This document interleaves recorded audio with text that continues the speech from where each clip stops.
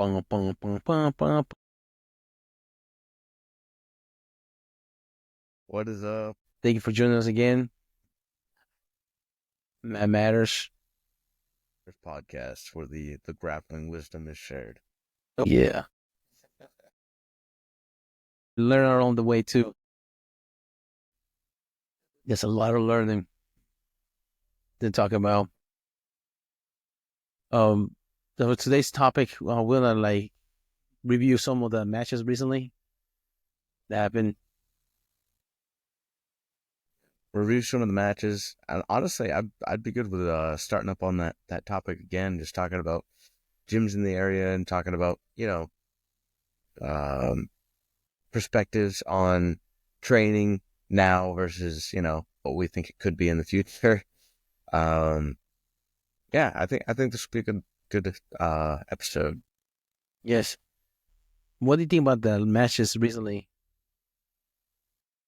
So the one that really comes to mind recently is the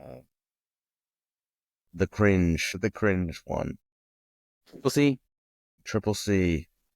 Do you know? How long of a break was he coming off of? Actually, that's how I should ask that one. He lost against Sterling, lost against well, Billy when he came back. Okay. Well, when did he fight Maram? Let's see. 2024. Yeah, 2024, February 2024. A year. I'll be honest, I didn't actually realize he was on a losing streak. Yeah, his third loss because he came back as he was a champion. He fighting Aljamain Sterling for the title. Mm-hmm. He lost that one decision. Finding his way back, he go through Merab. Merab beat him decisively, like taking down a will. He lost a title fight via decision. Mm-hmm. Oh, Yeah, that's a rare thing. yeah. That must have been a brutal. He must have decisively lost then. That's Well, he was complaining about him being so low to the ground. He will get on all fours for the striking, so it's hard for him. And he was complaining about that. Sterling. I can't remember well that match. Remember he was complaining about him being so low. okay. Huh. I thought he complained about it being low, but I thought Henry grapples a lot, I thought, doesn't he? Yeah, but you have to be able to. If you take that, you have to be lower than him to kick Okay. it to the legs. Granted. Yeah, that's interesting. But yeah, no, my understanding of it was that was a pretty underwhelming fight. I didn't actually watch it, but he said he couldn't see in the third round, I think it was. Right? Yeah. Um, You know, an interesting fact about this fight. He won his gold medal in the 2008 Olympics in Beijing. Song Yudong was selling merchandise outside the Olympics, the same event no. when he won his gold medal. That's crazy. Yeah, Wow. You never know where you're going to be in a few years. yeah. That's insane. Huh. Was Song Yudong, was he fighting at the time? I think he was a kid. Like he was selling, because Cejudo at the time he was Huh. 21 years old, wrestler. That's crazy perspective. Huh. Yeah. And at the time he was 11 years old, Son Yudong, because he was born in 97. That's so crazy. Yeah. Wow. That is, I mean, dang, I'm surprised you don't see more of the stuff like that on, you know, inspirational posts. Yeah. Started from the bottom, now we're here. Yeah, for real. He was selling black market Chinese merchandise outside the Olympics, fighting Cejudo in the UFC main event. Dang. A full circle. That's all life. Huh. But I don't know. What were your thoughts? What were your gatherings from this fight? I'm not sure. I didn't watch it. That match. Oh, I know the Son Yudong is 4 inches taller than Cejudo. 5'8". Yeah. That's 135. Yeah. But I didn't watch it. But it's sad because I can't remember how many people were canceled out of that fight. The Seattle. A lot of people were injured. I want to say I heard like 8 people were injured out of that car. They have to reschedule. Actually, one thing I haven't heard is Cejudo was saying he couldn't see. Did they come out with like a medical report or anything to? He has soft tissue damage allegedly Oh, okay. from the. Also, so did uh, what's his name? DC. Whenever he fought Stipe one time, he had eye damage. Remember how bad his eye was? I actually didn't This is realize an that. article that came out 26 today. Cejudo provides worrying update on eye injury that cost him 150,000. I'm like 150,000 was from the fight or from the actually the injury itself. Was Right? not sharing. I would imagine that's from the fight. It's gotta be. Yeah, probably. They're talking about Yeah, two it fight losing looks streak. damaged. Don't get me wrong. Another catch saying he wanted to Mm. weigh out, taking aim at. Still seeing double. I mean, With diplopia, soft tissue damage, and corneal abrasion. as much as I really don't like him, I will say if that injury is real, that would be terrifying, Yeah. to not be able to see or be seeing double. Like, vision is one of those things, like, if you lose that, that would be horrible, Mm-hmm. The thing about it, once It's, one eye goes, the other one start going out too because of compensating. yeah, that's, yeah. If that's for real, it's hard to blame him, you know what I mean? Speaking of eye injury, my wife's uncle, he passed away since, but his wife wanted him to return some rug or something like that she had purchased.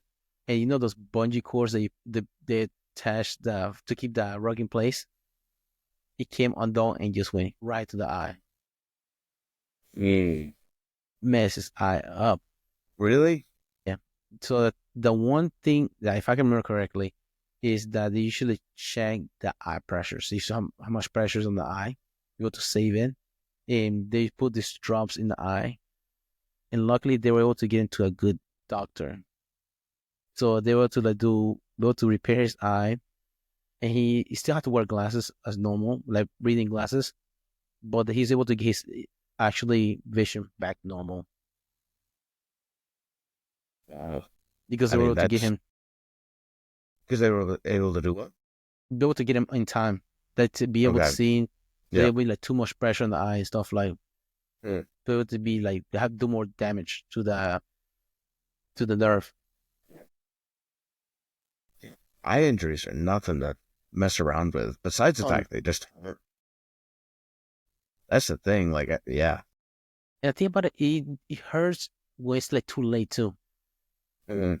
Because like you can like get hit something like that, you're like, oh, you're fine, but then it goes in there, it's like Yeah. one time I was riding my bicycle and a freaking truck was passing by. I felt something go in my eyes, like what the fuck? So I felt like something going there in my freaking. I'm a dumbass, first of all. I went home, grabbed a Q-tip, and stuck it in my eyeball and started See, digging down. It was a piece of gravel that went into my eyeball. It was in the back of my eye. So you got a piece of a Q-tip and you started pulling it, brought it did to the you get front. it? Yeah, I got it. Oh my God. Wow.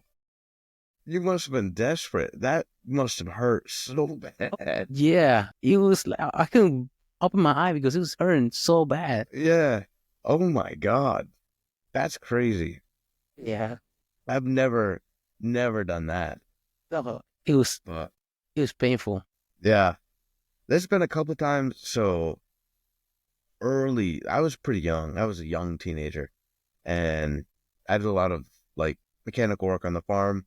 I was using a grinder Mm-hmm. without safety glasses. Mm. Dude, I got some metal in my eye, and after that, I learned my lesson. I wore safety glasses whenever I was running grinders after that. That hurt so bad for so long, too, because Mm-hmm. it did. think it was in there. I don't think it was in there super long. I think it came out pretty quickly, but it did damage in there for a while because it just scratched my eye up, and Yeah, yeah, I can that imagine was because not fun. at the gym they have the when they hang the heavy bags, they have them it's like metal cable. So whenever they'll move back, the splinters will fall on the mat. Oh, gee. We walking barefoot or when we rolling, that shit just stuck to you. So I can imagine if that wasn't your skin, feels like imagine in your eyeball what it felt like. That little, it's like sand metal. Yeah. Oh, it's terrible. Another time happened when I was in the city in Panama. Like, it was a bus stop, but we were walking. Somebody was freaking sweeping their balcony or something like that, and there's freaking trash fell on top of me. It's on. It fell mine. They went like this. That's a piece of glass that like somebody asshole was sweeping off in the balcony just on people. Hey. Fucking asshole.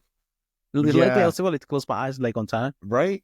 Oh my God. Yeah, that could be like permanently vision Yeah. gone. Yeah, that's no joke. Yeah, start That walking is around no with joke. umbrellas under the balconies. But yeah, my wife always give me shit like, why is there with you with eyes? Like, man, I don't like fucking with eyes, man. Like, get something my loud. You were freaking drama. Some drama. Like, no, man, I want to go blind. Actually, Yeah. I told you about my brother, right? About his eye. I think so. Okay, please don't try Lord. this at home. He got home and he was locked out. His girlfriend at the time, see, I just left going to her mom's house. Instead of him waiting for her to come back to let him in, he tried to pick the door with a box cutter. Allegedly, the box cutter broke in his No. eyeball. Yeah, That's terrifying. Okay. he pulled the thing out. He had to go to the emergency. They sent to the. It was time to go to urgent care. They sent to the emergency hospital, but they were not able to take care of him because allegedly he was high as hell on cocaine. So his blood pressure was to the roof. They couldn't like No. do anything. Damn. So he lost the left eye. He can Dang, see how have I nothing on the not right heard this side. story? That's crazy. Yeah, That's what you're talking about with if the eye pressure is too high or whatever. yeah, Dang. yeah, High on cocaine. Yeah, I guess that yeah, will do it. yeah. Because you have to be stable for you to do a bring to surgery. To surgery, Yeah. your heart rate is going through the roof. Your blood pressure is crazy. You gonna bleed out the table, out of your eye. So they told him that he has to get that eye taken out, but he doesn't want. He wants to keep it because eventually the eye will die out, and then you affect the Yeah. other one, the vision. Hmm. But that's what basically he took the eye out. Remember? Yeah. Well, actually, what happened to Bisping? I know that he only has one, but Vito Belfort happened to him. really, Yeah, head kick. Vito Belfort on TRT, head kick. Boom. Detaches retina. Yeah. yeah. Again, that's scary. That is Yeah. terrifying to me. Yeah. Yeah, the same thing happened to Winklejohn. John Winklejohn, that's the coach, Greg Jackson's striking coach. He coached Holly Holm. Okay. He was holding pads for somebody in their toenail. Grace's eyeball. God, that is. Ugh. Mm-hmm. Nope. I could no. That's whenever you see him holding pads, he wears glasses now. Yep, I would For imagine. racquetball, Yeah. he wears Does he still goggles have for both his eyes, or he's just no, trying to protect the one? protect the other one. Yeah. Hmm. Stuff you don't think about. Yeah. Was it? That's right. Irish hand grenade. Close to home. I remember. I can't remember if he stopped fighting. I remember him talking. He was at a jiu-jitsu competition that we were at, and he was talking to somebody that I knew, and I can't remember if that was the reason he stopped fighting, or maybe the reason they wouldn't let him fight anymore is because his vision was too bad, and he'd been hit so much that his vision was horrible. So it made it hard for him to fight. But he said he could still grapple because you don't need that as much. Because his contact the whole time. Right. You have to cover distance. Yeah. As long as you can see enough for the initial contact, you're fine. Yeah. Well, for wrestling, they have kids that are blind. They wrestle. They have to start in contact though, right? Yeah. Yeah. Yeah, because some commissions are more strict than others when it comes to like the eye test. Because that's the reason why the Dana want to say what's the name will never as a Ragnar will never fight in the United States. Yeah. Talk about making your own fight island. Is that like a recent rule? No, what's his name? Rockonoff, the redheaded. mm-hmm. Didn't Bisping fight with one eye? He memorized the eye test. That's what's able to get by. Okay. Yeah, and whenever he was around the commission, he was always wear sunglasses, so they wouldn't be able to find out. That's funny. I had heard that story. You saying that makes it. I didn't realize it was real though. Yeah, that's crazy. That's about he wanted to fight. Yep. Knowing that he could lose the other eye and became a champion that way. Right. If Anderson Silva one eye. Yeah. Dang, son. Yeah, that's a guy you want to see everything. Yeah. He's nuts. But he's like one of those freaks too when it comes to conditioning because he has a low resting heart rate, like below 60. All the time.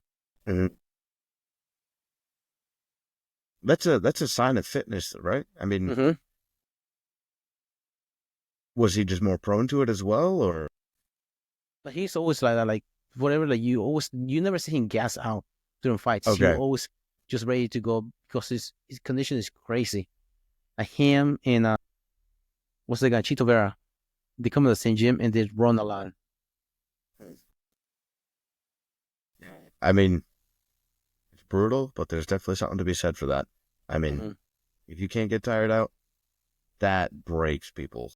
Yeah, especially if you volume somebody, like just like for example, the Diaz brothers just overwhelming. Exactly. Just yeah. I think 50%, 50%. Yeah. Those jabs, you're not going crazy hard, but you can go for a long time. What's his name? Nate Diaz like to do the Frank Shamrock, like the volume. So every time he tries to breathe, he will hit him. Boom. You can catch his breath. Yes. Dang. So can you imagine trying to breathe with somebody beating you? Right, yeah. Somebody's specifically targeting your breathing. Yeah. I mean, they come for triathlon. They do triathlons. I didn't know that. According to like the story, their grandfather was a track coach. So whenever they get in trouble, he'll make them run outside. Yeah. Little did he know the beast that he was creating, the monsters that he was creating. Yeah.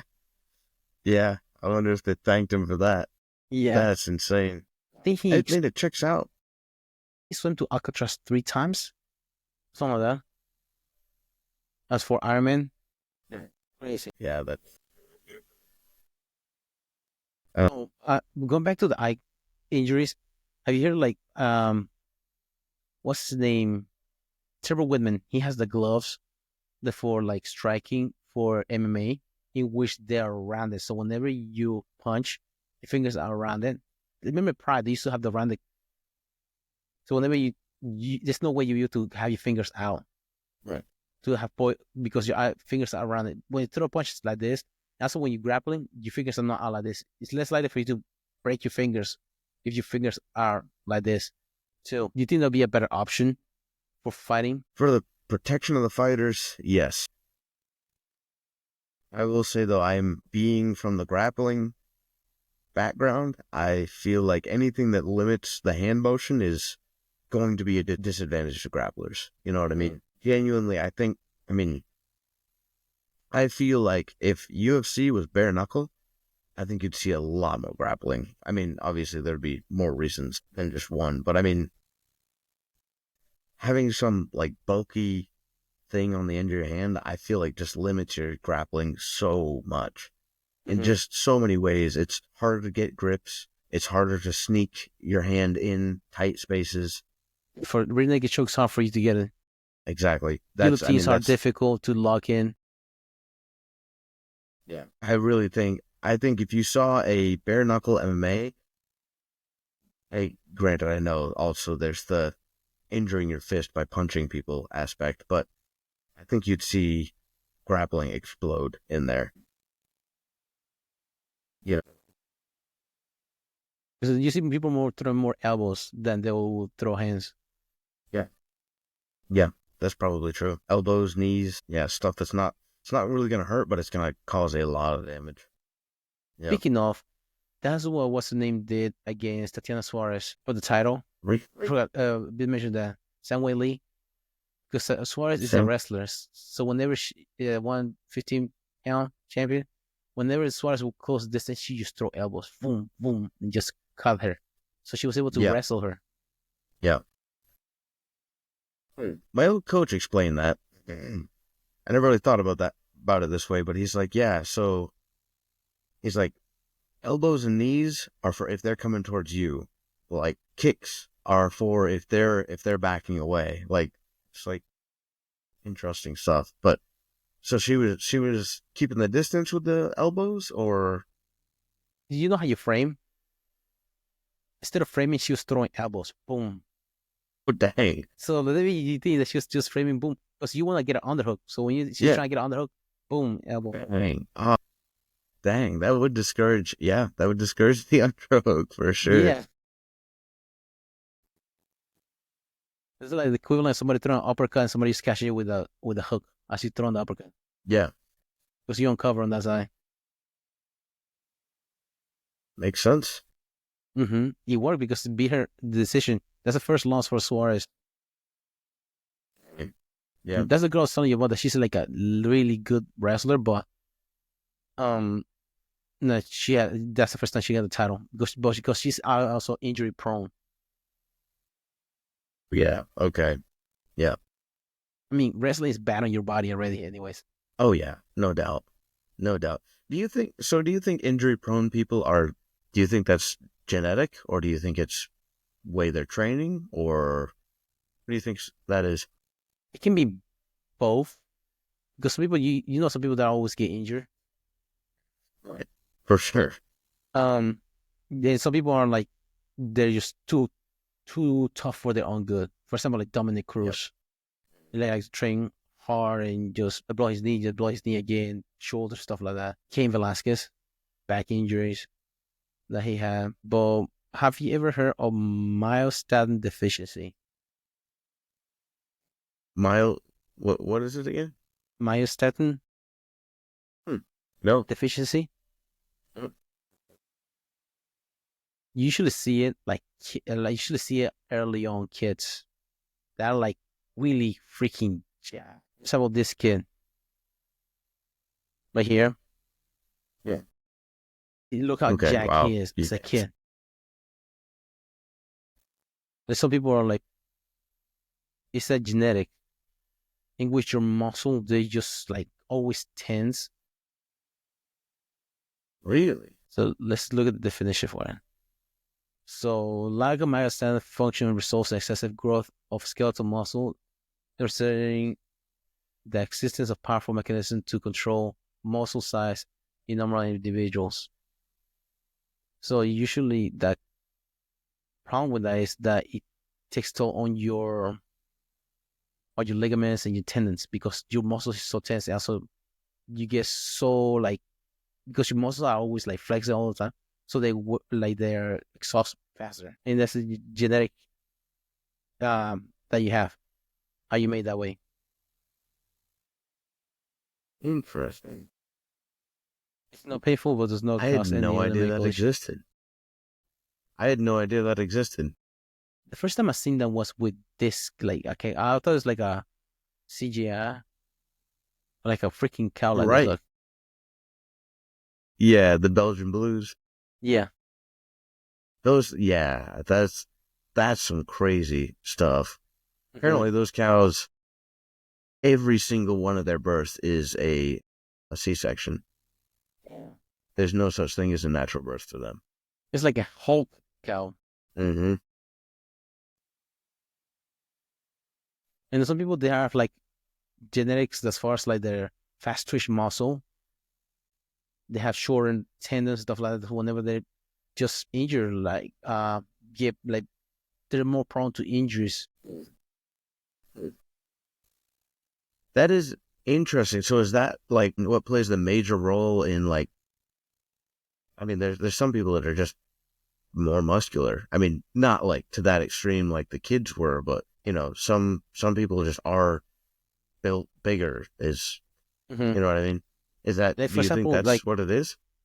also the sports that they do. Because some sports they like your body's made no for certain sports, but the other one, if you are a short person, you don't necessarily you'll be a swimmer because your strides are not gonna be as long Right. compared to somebody taller.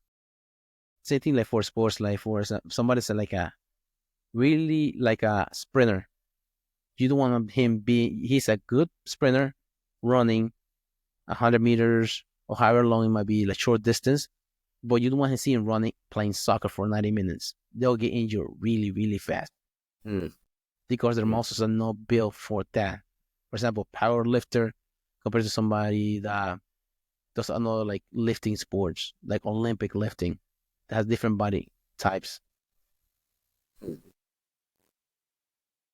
That's interesting. You see, like Usain Bolt playing soccer, can play soccer, but also you running is just one plane from here to Right. there. You have Yeah. to switch direction. You have to jump. You have to pivot.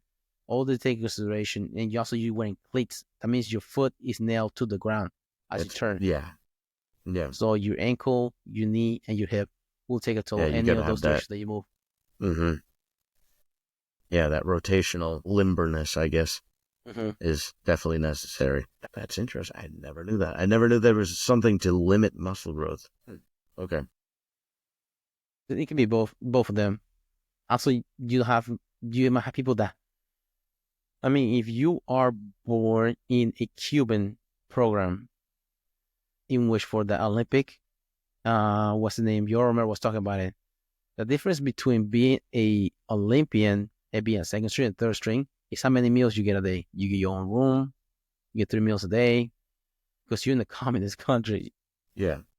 So if you want to be good, you have to overtrain so you can just catch up to there, and you might not have the resources to for recovery as another athletes might have. So if you might have an injury, you just like over, fuck it, you just have to Yeah, I don't will have it. time to rest. Yeah. Wow. Yeah. Yeah, that's brutal. Bring us to our next topic is what we talked about earlier about longevity in sports and willing to um compete at a later stage in life and not just be a remember those Taibo classes that had the videos, Hybo. Was that like the really fake looking stuff? the ones that you used to like they had a DVD and you just punch the air and stuff like that in your living room.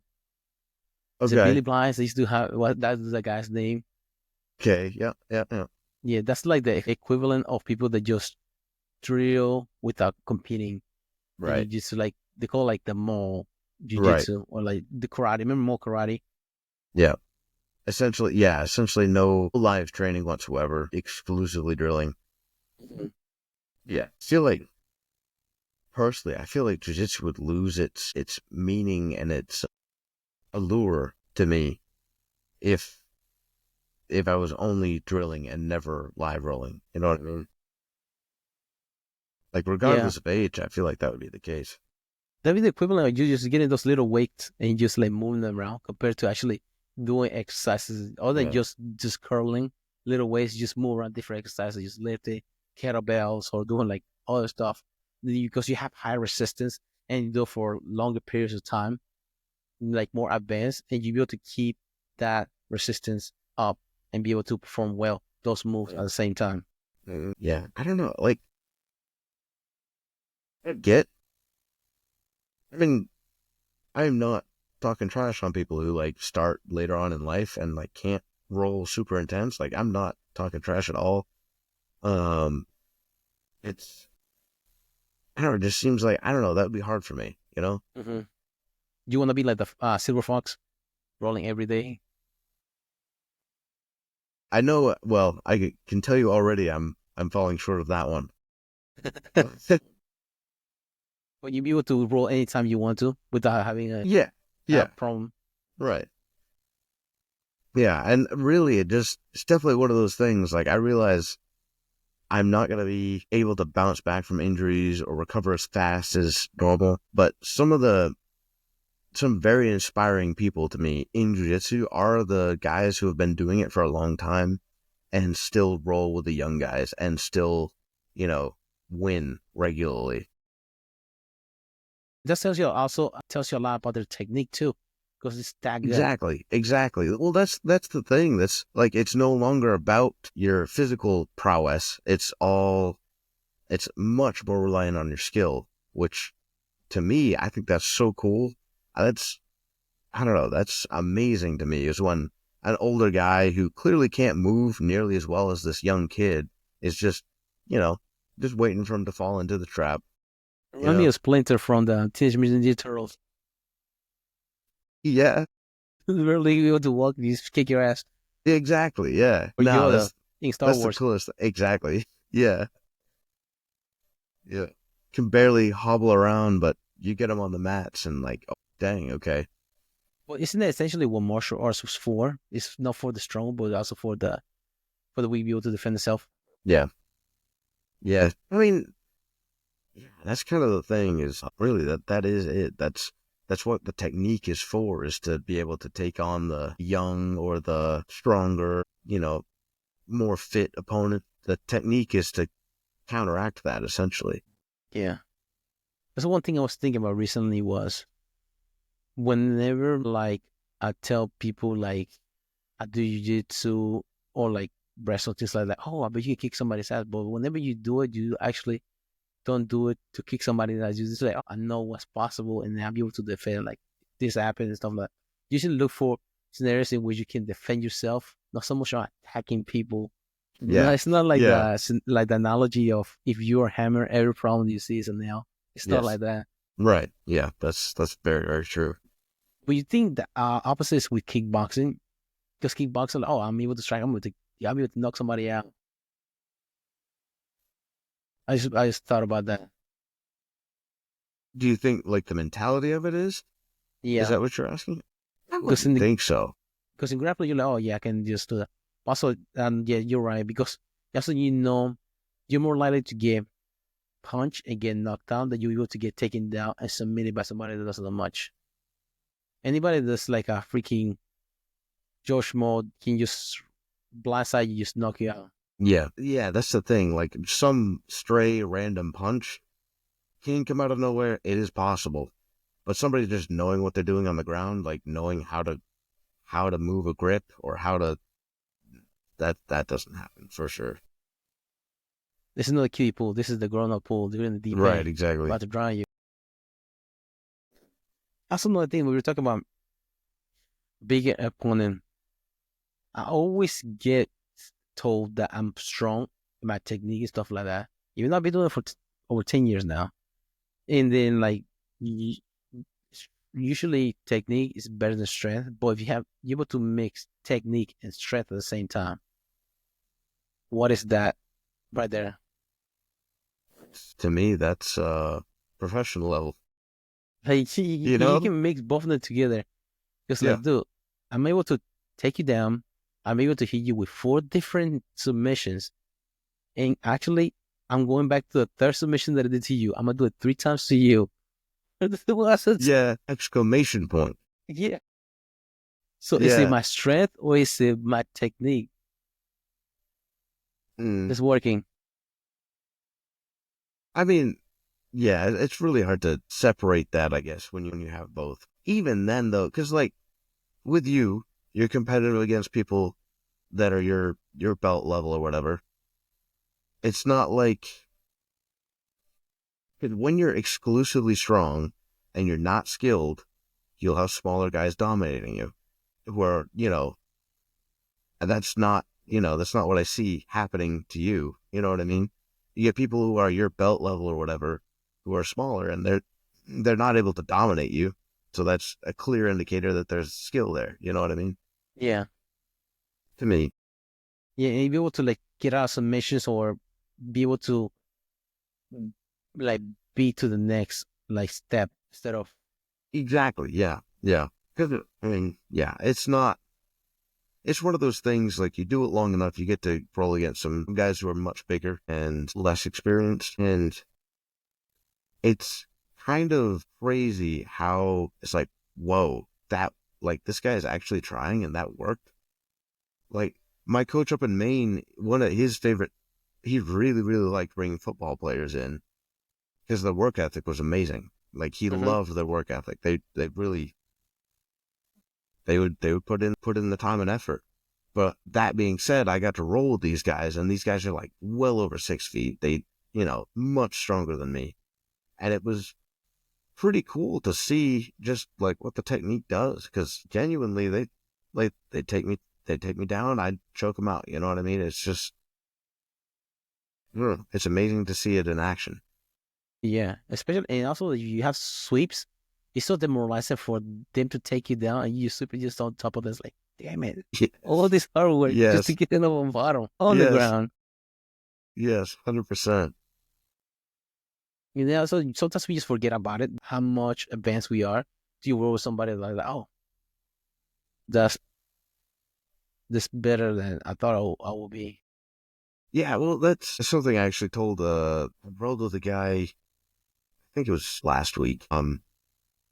He's like, "Oh, great. Yeah, I've been rolling with the purple belts today. It's like it's just my day to get fucked up." I'm like, "Well, just wait. Like it's good for you. Like later on, you'll roll against somebody who's coming in fresh, and you'll dominate them, and you'll realize like it's you're learning things. You know what I Yeah. mean? You see that whenever you go with somebody with other gyms, they're the same belt as you, but you're like, oh, I'm better than this guy. That's a good feeling. That's a good feeling. Like for example, when I got my first, my first, not my first actually, when I got my blue belt, my first tournament I win was, I guess, two purple belts. Mhm. Yeah, I was in my head. The first match, I just you called for stalling. That's a loss. The Oh, okay. second match, I was like, okay, I'm just gonna balls to the walls. Okay, and I was able to just ragdoll the guy. Even though he's a purple belt, I was like, just fucking do what you have to do. Just Yeah, ragdoll. yeah. No, that's yeah, that's really cool to see. Yeah, because That was like your you first feel like tournament? so stuck in your head, like about the belts. Like, dude, don't worry about it. Just do what you just take to your game. Move Yeah, people around. 100%. 100%. No, that's the thing. Like, it's starting to feel weird. I will say, like, at the being in it this long and being a purple belt, like, I have a lot of people, like, I don't know. Maybe it's not weird to them, but it's weird to me in the conversation, like, thinking how long I've been doing this and I'm only a purple belt. But, like, as far as, like, belt level goes, I have no problem being, a purple belt. I would much rather be a good purple belt than a terrible brown belt. Yeah, 100% all day long. You know what I mean? yeah, So, yeah, to me, I'm not trying to push through the ranks or anything like that. I'll just take it when it comes. yeah. You know, like I think what's the name? How do you know Rana Willing, Jocko Willing's daughter? She went from blue to purple in 2 years. But also look who she's rolling with. Yeah, I feel like that's pretty doable. If you train a lot, I feel like that's pretty doable. Yeah, because you have to take consideration mat time. If Hmm. you go mat time twice a week for a year, compared to somebody going 5 and 7 days a week, right? That's a It's lot of going to more be mat a time than world of there. difference. Yeah. Yeah, and then some of them, those 5 or 7 days a week, some days are 2 days a week that they go to, or get some mat time in there. Yeah. So the games just go to. Really, and momentum's a good word for it too, because I feel like if you're able to make it that much, things compound really quickly. Like it hammers things home. So anything new, you're really hammering it home quickly, and you're getting reps on that. So yeah, I think momentum's a good word for that. Yeah, I know. Like you remind me of that quote that says, "No amount of intensity will make up for your consistency. Your No, consistency that's just absolutely true. Yep. that's the difference between being intense for 3 days a week compared to just consistent for the week. Mm-hmm. Yeah, there's no doubt there at all. I mean, yeah. I feel like your body recovers from just consistency better. Your mind does as well. I mean, yeah, physically, mentally, it's better to be consistent than. Yeah, you want an extra caveat? How about you start teaching? Like in between, if you're getting some mat time in class and then you're teaching, Mm-hmm. because the reps that you know doing physically, you can do it mentally by teaching somebody how to do a move, and you just Or it's walk easier to to think that about it on a and blade deeper just level. sharpening nonstop. That's valid. That's valid. I wish taught a couple different times. I'm incredibly uncomfortable with it. Why is that? I don't know. It's just, I don't know. It's so weird being in front of people. I don't know. Really, it's probably all in my head, but uh, I guess I mean a lot of it's being in my head, but a lot of it also is a lot of the moves I don't have processed on that deep of a level. You know, a lot of the things I do, I'm doing with muscle memory at this point. I'm not thinking about it, and so teaching it, I have to try to think through what my body is doing automatically. So I think it makes it much harder to do that as well. You talk about in the class setting or is like one-on-one teaching? In a class setting, Okay. one-on-one is, yeah, significantly better, but still, like, there's still times, like, if I'm paired up with somebody and we're going through the move and, like, we forget where we're at, I have to go back through the move to think about, like, how to teach them to do it. Mm-hmm. You know what I mean? Because it's just, again, it's muscle memory. It's not really something I'm thinking through anymore. Yeah. For the teaching part, and then another aspect of teaching is the coaching part. For example, for like in competition, you have to see the moves like right there. You need to call it out Mm-hmm. because you have two players going. The guy that's going against your guy and your guy. So you have to see which is part is doing what. Yeah, there's definitely a huge skill to that I have not even remotely begun to tap into. Would that be like well, one thing I can just like kind of like analogy as far as like that part right there. It's like just learning a language, just like but just like fire rapid, kind of like roasting each other.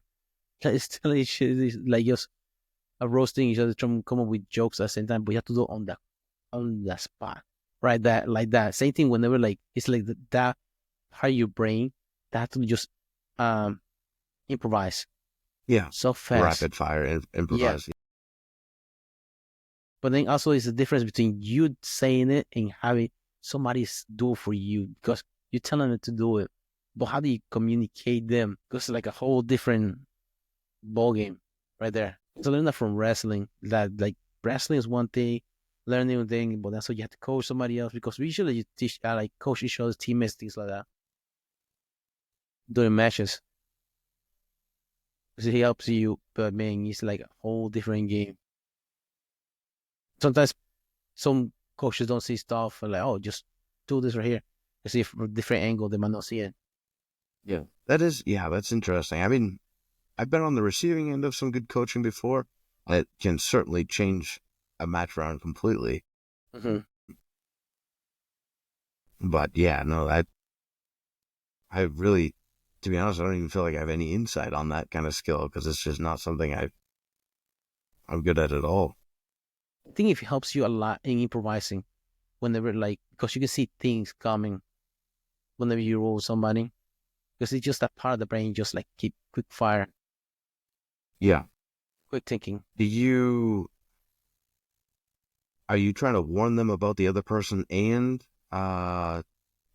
advise them on things to do? I usually do the defending part. Mm. Like, for somebody, this person's doing this, how you stop it from getting there. And then once they're able to stop the person from doing that, then go to their moves to like attack the other one. Well, that makes sense. I had one of my coaches up in Maine did that. He would yell out what the other guy was doing. So Mm-hmm. he wouldn't tell me what to do. He would yell at what the other guy was doing because he's like, the other guy's listening too. So in case you don't know what he's doing, now you do. And you can counter that in some way. Like, if I tell you how to counter it, he's just going to, change his direction. But, yeah. For example, he goes scissor sweep. Oh, he's trying to go that way. Just take my leg out. Scissor sweep is gone. Yeah.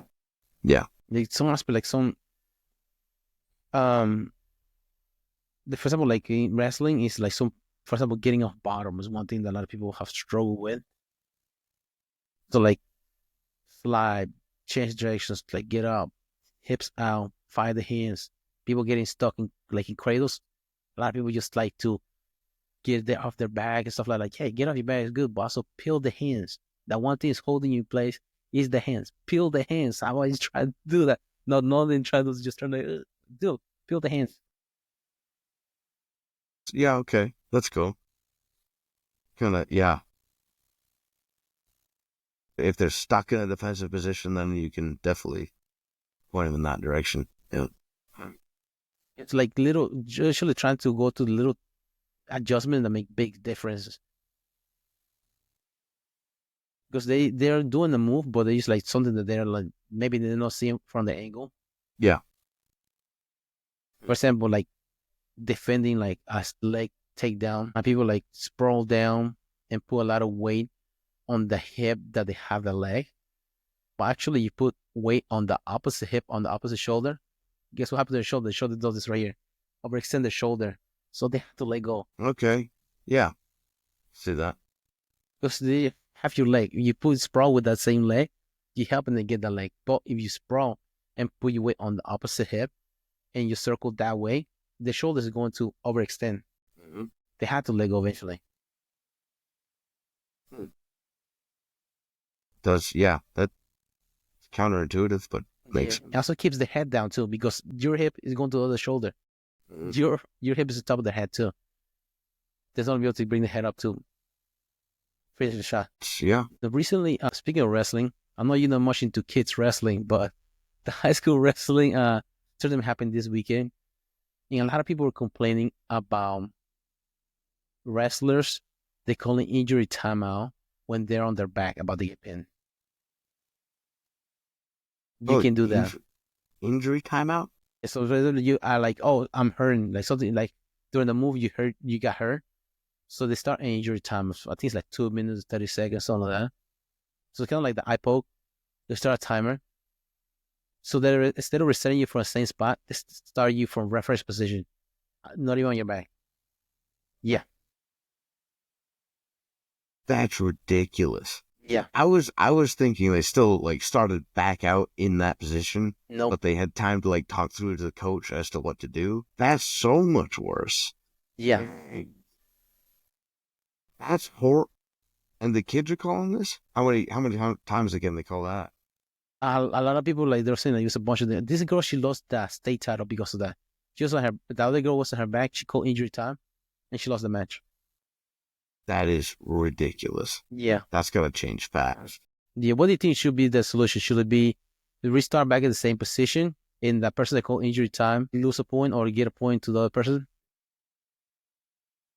That would be, yeah, that would be something. If the safety of the wrestler is the main concern and the person is really injured, how about the referee call a pin, end the match, go to the doctor? If you're really that injured, that's fair. We don't want to get you back into the match and get re-hurt again because you call injury time. That's fair. I mean, in reality, yeah, injury timeout should be like throwing in the towel. It's kind of like, it should be like a verbal tap out.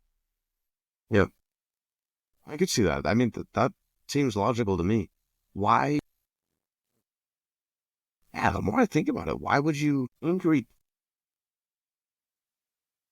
The only time I could see restarting the match on an injury timeout is if somebody did like a dangerous move, but those are probably illegal.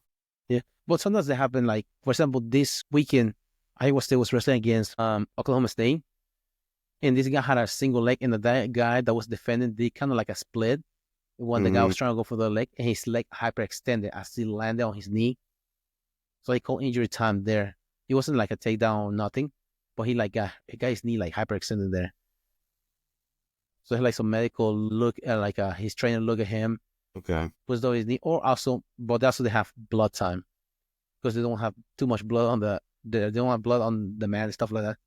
So they should blood time is different though. This on usually on the referee side. There's in college, there's not a time limit because sometimes you have people that they have like cuts. If you go in the tournament, you cut in the first match. You later on in the tournament, you're gonna be that's still gonna be open regardless.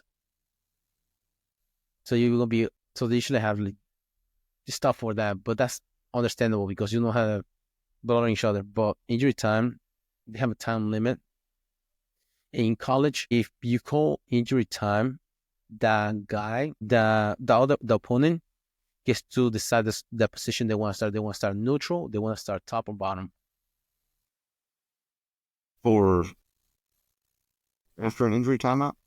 Yeah. So if I call injury time, you get to Okay. decide where you want to restart the position, Okay. top or bottom, or neutral.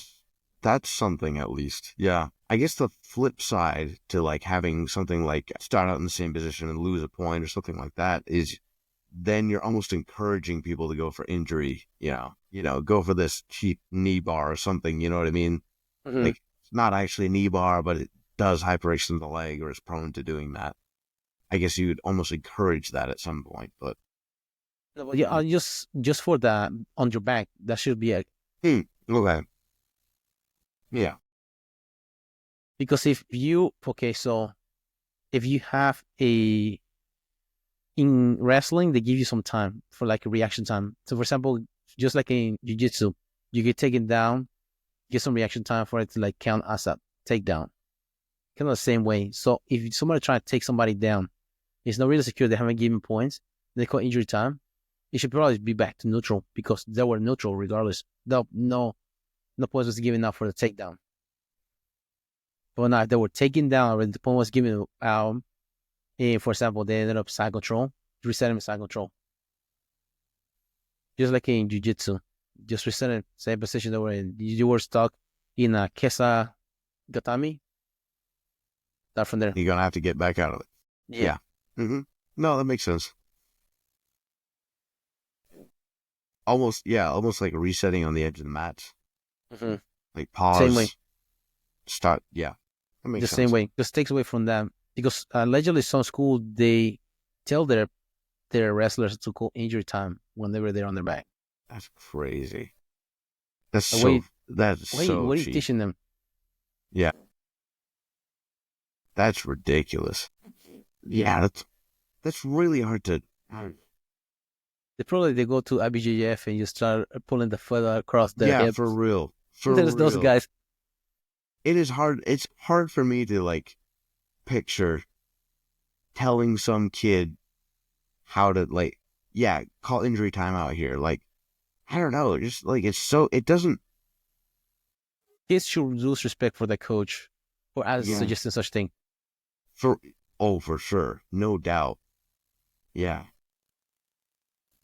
What would you do? What would you do if your daughter's going to high school? She's or really just any wrestling classes, and you hear the coaches telling her that.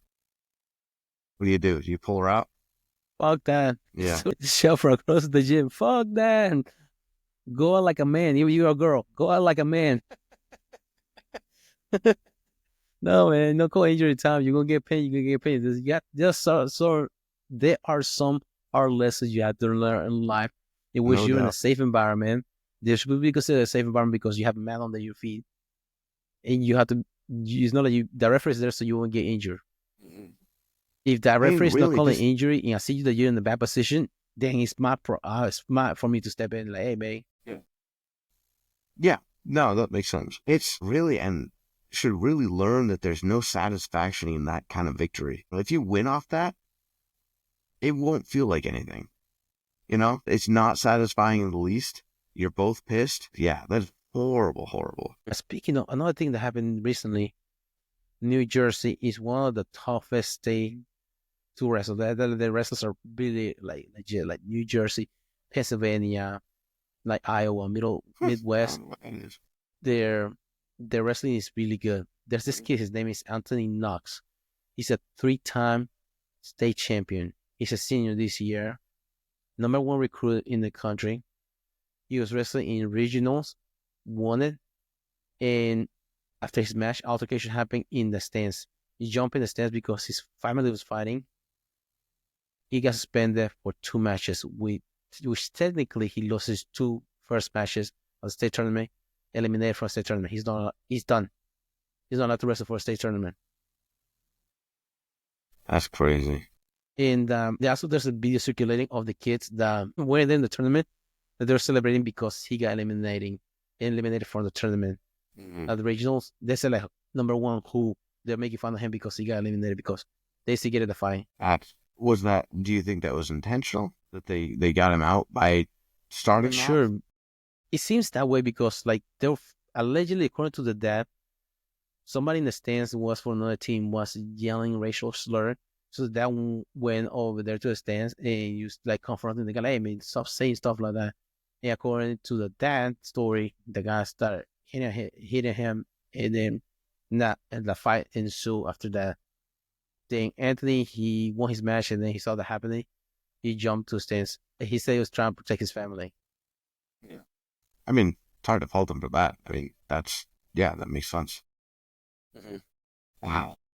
And he was the only one, him and his dad were the only ones that were taken out of the gym in handcuffs. Nobody else did.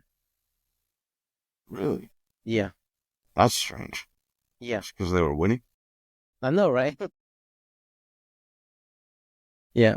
It might be like the running joke of how can you tell somebody after a war should be punished with wars against humanity?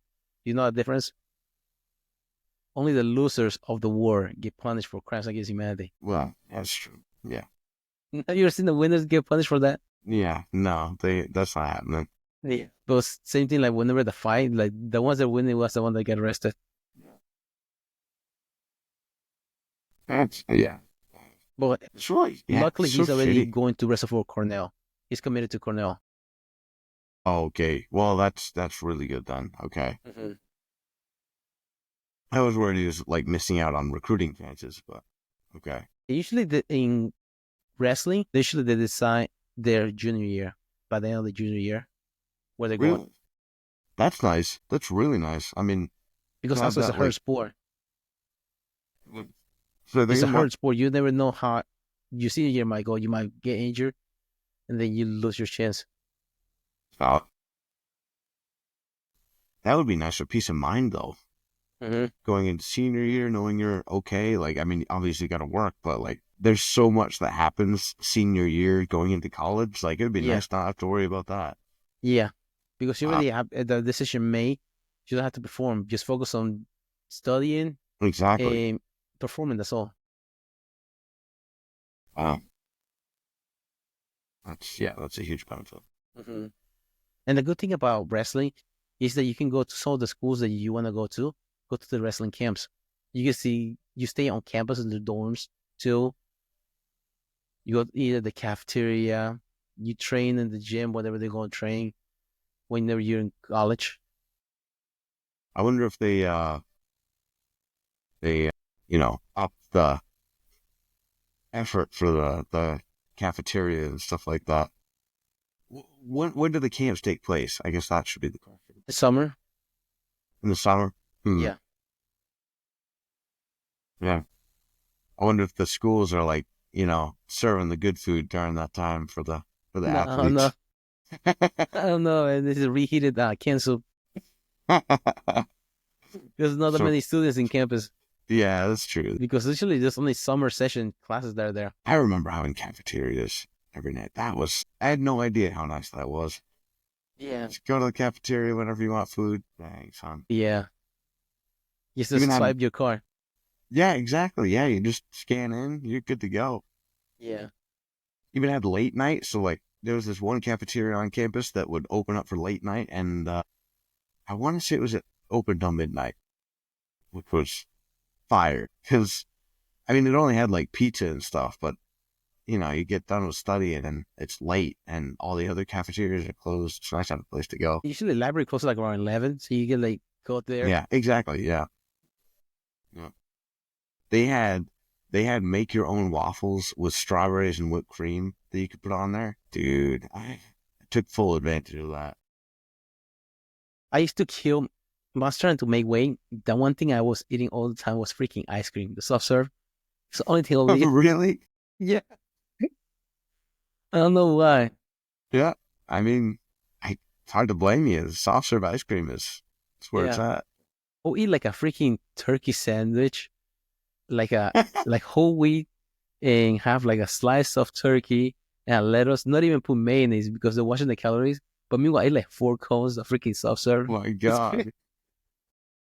But keep my weight down regardless. Like, that's not getting my protein. Priorities. I need that sugar for my brain, Yeah. bro. Science. It's crazy. Those were some days. Yeah. You just text your friend, hey man, you going to the cafeteria? Yeah, I know. I'll be there Exactly. later. Yeah. Yeah. Usually could get a group of people going. Yeah. It's great. Yeah. I remember that. We had one of the guys that was with us. He was a RA for where I was staying, but he was in a wheelchair. And he had like he had but I think he wore like those no canes, but the ones that like crutches that go on your forearms. Yeah, his nickname was Hot Wheels. Yeah. It's like, oh shit, here it comes. He's about to turn into a transformer. He like go from the wheelchair to the crutches. Oh, God, that's funny. Autobots. Roll out. Oh man, we were fucking evil, man. And there's another guy that, oh man, this guy was a freaking prick. He wasn't in a wheelchair, but it was an electric wheelchair, but he was always an asshole all the time. Damn. Just Yeah. complaining all the time. It's like, dude, this guy, like, I Yeah. don't know what's going on with Well, this guy. I don't know it's his legs. Look at it. listen, Oh, I don't care if you act like an asshole. You're getting labeled. You're getting the nicknames. yeah. Okay, it's happening. It doesn't matter the conditions. Like, yeah. Yeah. The one time he was at the gym and he was ego lifting, so he like they put the weight on there, and they brought the bar down for him to do the pull downs. Dude, the thing just shut him up, and he was dangling. He's like, laugh. Evil. My God. Oh, one time he ran out of batteries on the way to the door, so somebody had to push him up the hill to the door. Like, fuck that guy, man. We were evil, man. But yeah, he was always an asshole. Like, damn, this guy, man. He was friend of a friend that would sit on the other side of the table. Like, always, man. But yeah, I remember every time I remember that time that he was hanging from the pull down. He looked like a freaking dress in the wind on a clothes hanger. Oh, I don't know how much weight he put in that thing, but it's like just jacked him up. Must have been something. Dang, son. I- Be nice to your friends, by the way, and don't be an Yeah. asshole. Yeah. Don't do that. Yeah, Don't do I mean, Don't be an asshole and not expect consequences. Put it that way. you have to help your friends, keep them humble and accountable for their Yeah. actions. Yeah. 100%. That's what your jiu-jitsu in Yeah, the gym.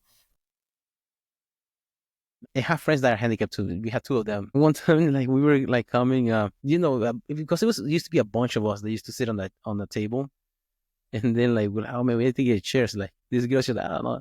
Don't worry about him. Home slide brought his own. And so it's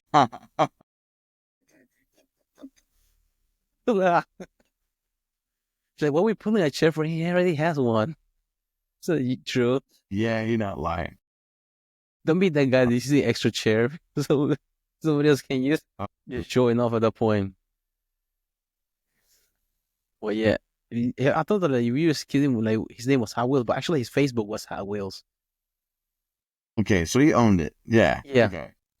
By the way, we had another friend. He had the crutches too, but I think he had a brain damage because he overdosed on PCP when he was younger.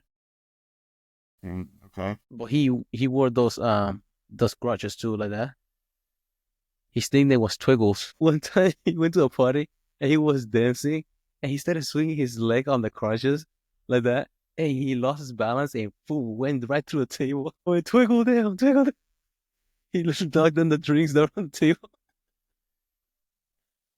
Oh, Excellent. Good for him partying it up. yeah, man. For they all we call that the helicopter move. Just yeah, man, college, good times, man, good times in college. Yeah, man, yeah. Apparently, I was in the handicap side of the school. Yeah, man, two Eagles have wheels. Yeah, Tigers and Hot Wheels. Yep, that'll do it. Yeah, man. You have anything else for tonight? Good, the one. Yeah. This is who his eye poke. That took a rabbit trail, but Yeah. Upcoming fights they're looking for. What they had 313 is the Pereira match against Ankalaev. Very interested in that one. I'm believing Pereira's gonna pull that one out, to be completely honest. Yeah. Even though allegedly Ankalaev said he wants to knock him out. No way. Are you for real? No. That's a horrible idea. Yeah. If he wants to do Johnny that, Walker. Yeah. If he wants to do that, I don't think there's any way he wins. If he wrestles, okay. I'm trying to see his record, Ankalaev. Because he Well, KO'd Johnny Walker, KO Anthony Smith. Yeah, I mean, no joke with the hands, but Levels. yeah, that's the thing. And this guy, he looked like he has a freaking brick head. You hit him and you break your hand. Yeah. No, 100%. If you can hit him. That's the thing. I don't know. The only guy that came close to beat him at light heavy was Jan Blankovic. Okay. I don't remember that match, but I want to say that was in Salt Lake City, Utah. It's a co-main event, UFC 291. He used in Salt Lake City, Utah. Well, he was like close decision. I thought Blankovic beat Alex Pereira in the decision. Okay. Let's just wear him down, grappling and stuff like that. Yeah. But apparently, Pereira edged him out on the decision. If Ankalaev is able to do that, he has a chance. Right. No, I completely agree. He's from Dagestan, of course. One thing Joe Romero was talking about, because Joe Romero comes from the wrestling background as far as like Olympic freestyle wrestling. He talks about that the rivalry between Russians wrestlers and Georgian wrestlers. He said that Georgian wrestlers are made different. They're like a lot stronger. They're like freaking strong. Like because you have the Dagestan, which is the Muslim Caucasian part, and then you have the Christian Georgian part. They're like different. It's like you ever seen like wrestlers from I mean, I know there's been a few UFC fighters from there, but and I know they're good wrestling. He's from there, but he was raised in Spain. Okay, interesting. For example, the Georgian giant. This is an example. Eyeball test. You tell me what his diet consists of. Look at this guy. This is in Rio. What? Yeah, from Georgia. How? Yeah. Steroid and steak. Yeah. That's compared to this one. This is a heavyweight. He's a legit Georgian wrestler. I think he took third in the Tokyo. But like a lot of the Georgian wrestlers, they're like solid. That's according to Euro Romero, they're like they are made like Euro Romero. They're like strong as hell. That's interesting. Because he brought that up because compared the fight between Usman Nurmagomedov versus Merab Balashvili. The difference between them two. Because look at Merab, how freaking jack he is. Compared to Usman. What's something about them? They're freaking jack. Feed him something different over there, I guess. Yeah. I mean, if you're wrestling your whole life, depending what your body's like. That is next level. I will say that, yeah. Those guys look big too, though. I was going to say, like, a lot of, like, wrestlers are a little... You wouldn't think they're as strong as they are, but then they grab a hold of you and it's like, oh, okay, like Yeah. here it comes. Yeah, because they have like the you have difference of strong grip. For example, like if somebody jiu-jitsu, they have a grip, a strong ball. Somebody has able to get a grip without it having a lapel or a sleeve grip. It's different. Like, Exactly. Yeah. and then you try to move them, and they're not moving. Yeah, exactly. Yeah, that's the thing. You like grab the back of the neck and like pull on them, and they just don't move at all. It's like, oh, How are you supposed to like submit somebody that's not moving when you try to move it with your body weight? yeah, yeah, for real. I don't think I'm supposed to use some mechanical advantage here, and I just don't have any. Yeah. At that point, do the Joko move that he did on Dean Lister. Remember the video I sent you? It was really Dean Lister. Dean Lister had like his hand on his neck. Joko just kick him off. Yeah, for real. That's the only move I have left. That boy. No, you gotta use your feet to get them off. Yeah, man. Yeah, you have to be careful with that because also if you kick, he's able to use what you call leg pass. When you kick, Right? damn it, he's in my back now. Yeah, yeah. No, definitely the strength aspect has a very important role to play in grappling. But yeah, especially they have like they do a lot of technique, like the Russians with the wrestling. They do a lot of technique in which they they can hit any technique on the cues when they see an opening, which is different. Instead of giving photography, said, okay, this is the move that you're going to do. They have like different techniques that they develop over time. So whenever they have like, I remember Vito Aroja. His dad is an Russian nationalist. I think he was also a world champion for Russia. He coached him as a little kid. He wrestled for Cornell, and he was asking his dad, "So what's the mental preparation for a match? What do you think I should like prepare for? Or should do?" Like he said, "What do you mean preparation? You see a single, do a single. You see a double, do a double. That's simple. That's not preparation. Just do what you see.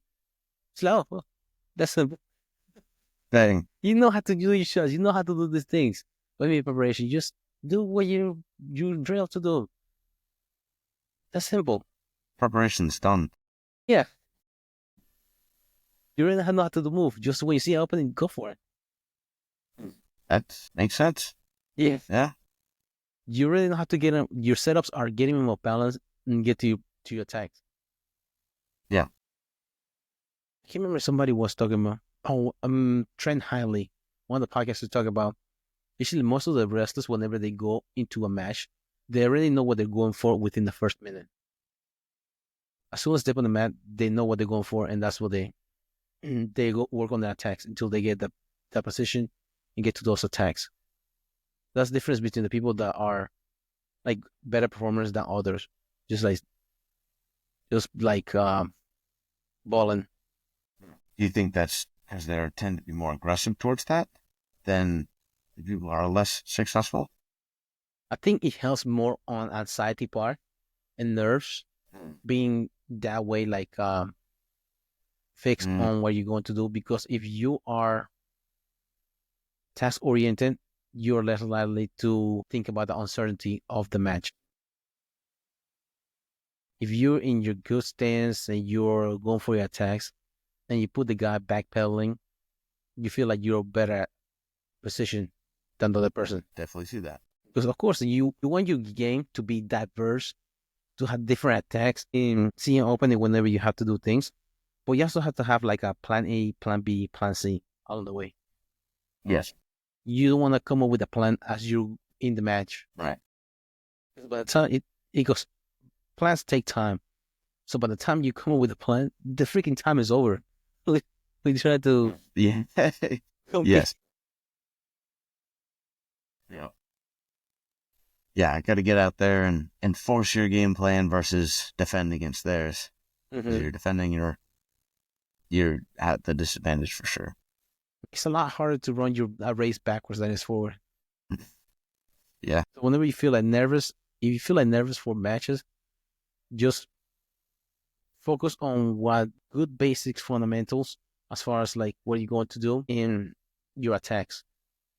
If you work on your attacks that you know that how to get to your setups, 3 setups, one attack, you should be able to get there to a certain extent what you want to get.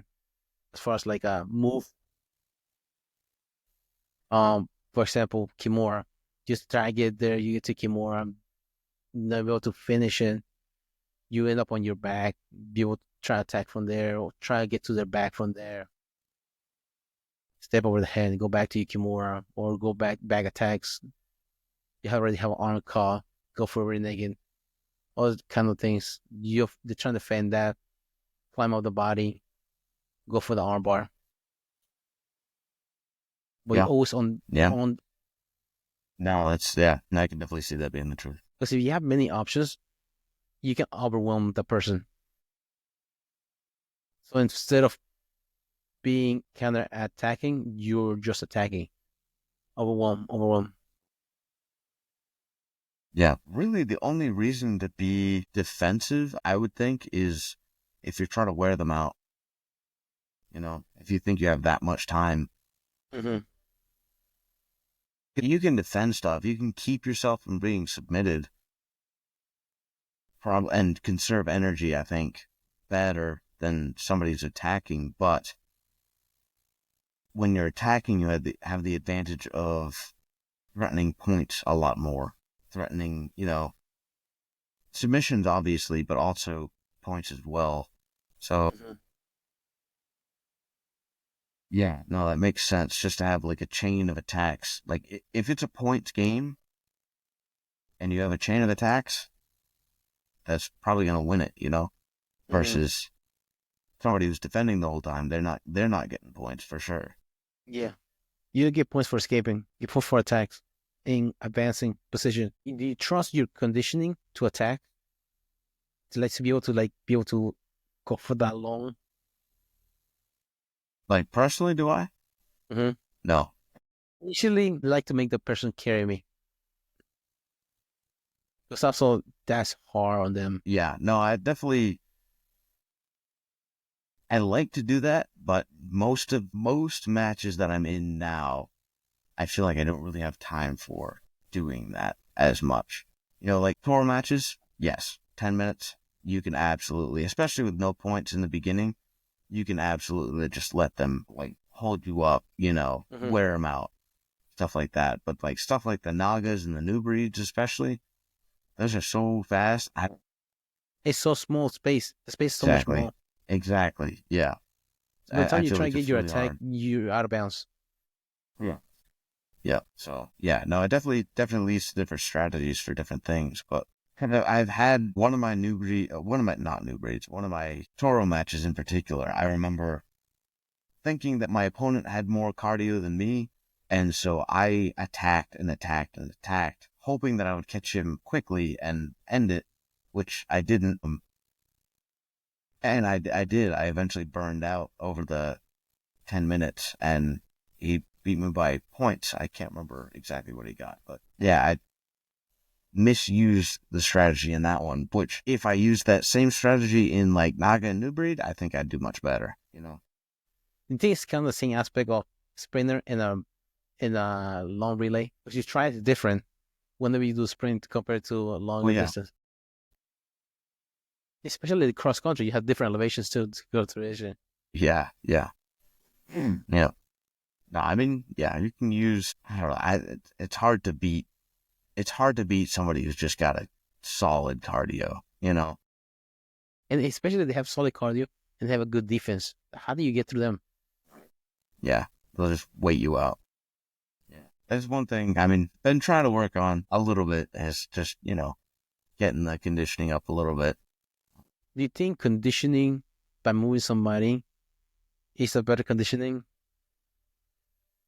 than just blowing your lungs out? Conditioning better for what? For grappling, for example, you drill as many play moves as you can within a certain time period. For example, 3 minutes, just go move, move, move. Try to move the person with that low resistance to prevent the injury part. But you will like get your condition just to have build the confidence that you will to hit those moves within a constricted time. I think it would be hard to beat that. Yeah, I really do. I think it'd be very hard to beat that. I think running is decent in the aspect that it is low injury prone, but I don't think it's going to even remotely compare to drilling like that, like what you're saying. Yeah, because also I have to work on the coordination part of the moves because you have to be able to hit him at the same time. Because if you just There's move, also, I've found that when you do things like that, there's some mental growth that happens in, gives you time to kind of lock in and think of like, okay, that last one was sloppy. Like I need to do this better when I'm tired.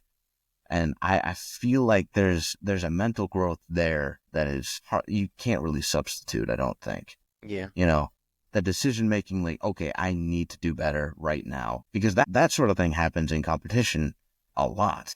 So when you can recreate that in practice, like in those situations as you're saying, I think, yeah, that's impossible to beat that. yeah. If you're able to hit those techniques like within time, especially when you're tired, it like makes a big difference. Because those are the submissions that counts that we need to be able to close in the match and finishing the other round. That's when people break. Yeah, they want a way out. Open the door for them. Yes, be a gentleman. Oh yeah. Well, yeah, that's one thing I want to just like short time. I have to go for this. I have to go for that. And if you break it down into intervals, like this 2 minutes, and then you're gonna be okay. First minute is set up, good to like good position, and then from there, the last minute, try to get your submission. You get it the submission before 30 seconds. Okay, you have try to get it before the 15 seconds, or try to get like before the once 50 seconds left. Go for broke. Go for your submission. Well, whatever you are, it helps improvising part. It also helps the finishing part because like whatever you are, you have to finish from there. Yes. Yes. But at first, you can do it the exercise by improving your position. If you're in guard, try to go for your sweep, get them out, or you're in guard, try to pass the guard. That's like at the beginning, like beginners, you want to work on that part. But then after you get better, you know more moves and things like that. Try to go for submission, whatever you are. Yeah, it's true. That's some hard drilling right there too. Is if you that we've done that before where you'll be rolling and then we had our coach. Coach, I think we would start rolling and obviously we're trying to win, but then the coach would be like, okay, now you got to go for submissions. And it wouldn't be like a set period of time. It would be whenever he decided. And then you both started like going for submissions as fast as possible. That's some different kind of drilling for sure. Yeah. Because sense of urgency is like a Yeah. big muscle you have to work on. Because that's what you're going to do. If you're practicing jiu-jitsu for self-defense, that's what you want to do. You want to practice self-defense, finishing the fight as fast as possible with less amount of injury on you. Right. Yeah. Yeah, you can't really wait that out. That's not a good idea necessarily. No. Also, you have to do it as fast enough, be able to finish the move before the cops show up. Yeah. Yeah. Make We sure they have, never want to do that again. you should be like, I already almost home by the time that the cops show up. That's how you got to do. Yeah, man. Yeah, man. Do you have anything else? We have some good topics today. Yeah, definitely. Definitely did. I guess it is getting late. Nah, I think we're covered some good stuff. Just go over some of the matches. Go over later on, later stage in life, practicing jiu-jitsu and also competing part, and having a good game in which you're able to compete with younger people, also stronger people. But also, if you have be able to combine both of them, the happy medium will be if you have strong technique, you're strong at the same time. Also, good fundamentals, good defense. Also, it's hard for your opponent to move you or do any kind of things. It's also demoralizing. But also taking next level up is your conditioning by moving somebody when you're tired and also hitting good technique when you're tired to make those counts. And then eventually just trying to find short periods of times in which you want to hit your submissions for attack. No doubt. Yeah, well, thank you again for listening again. You can listen to us on Spotify, YouTube, Amazon Music, iHeartRadio, iTunes. Share, subscribe, like, all of the above, etc., etc. Till next time, the man Thank you matters. guys. Thank you.